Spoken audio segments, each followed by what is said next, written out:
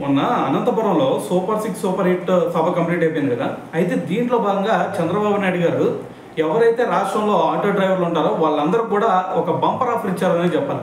అయితే మరి ఆ బంపర్ ఆఫర్ ఏంది భయ్య అంటే ఏం లేదు, రేపు దసరా రాబోతా ఉంది కదా. ఆ దసరా రోజున ప్రతి ఆటో డ్రైవర్కి కూడా ఏకంగా 15,000 రూపాయల ఆర్థిక సాయం అందిస్తామని చెప్పేసి చంద్రబాబు నాయుడు గారు అయితే ప్రకటించారు. అయితే మరి ఇంకో విషయం ఆయన ఇక్కడ తీసుకొచ్చింది ఏంటంటే, అంతకుముందు ఆగస్టు 15th చూసుకుంటే మరి మహిళలందరూ కూడా ఉచిత బస్సు సౌకర్యం కల్పించారు కదా. మరి ఆ ఉచిత బస్సు సౌకర్యం కూడా చాలా మంచి హిట్ అయింది. ఇప్పటి వరకు చూసుకుంటే ఏకంగా 5 కోట్ల ఉచిత ప్రయాణాలు జరిగినాయి అని చెప్పేసి చంద్రబాబు నాయుడు గారు మాట్లాడారు.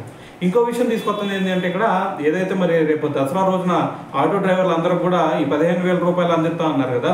అయితే మరి ఎంతమంది అర్హులు ఉన్నారు అనేది కనుక ఒకసారి చూసుకుంటే, మనం 2023-2024 ఆ ఇయర్లో చూసుకుంటే ఏకంగా 2.75 lakhs అయితే అంతమంది అయితే ఆటో డ్రైవర్లు ఉన్నారు.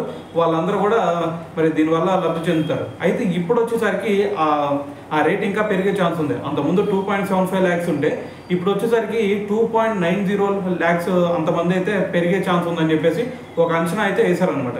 అయితే మరి ఇంతమందికి 15,000 చొప్పున ఇస్తే మరి ఎంత ఖర్చు అయితే భయ అంటే, మరి దీనికి కూడా ఒక అంచనా వేశారు. ఏకంగా మరి 435 కోట్ల రూపాయలు ఖర్చు అయ్యే ఛాన్స్ ఉందని చెప్పేసి దీని గురించి అయితే మరి చంద్రబాబు నాయుడు గారు అయితే మాట్లాడడం జరిగిందనమాట.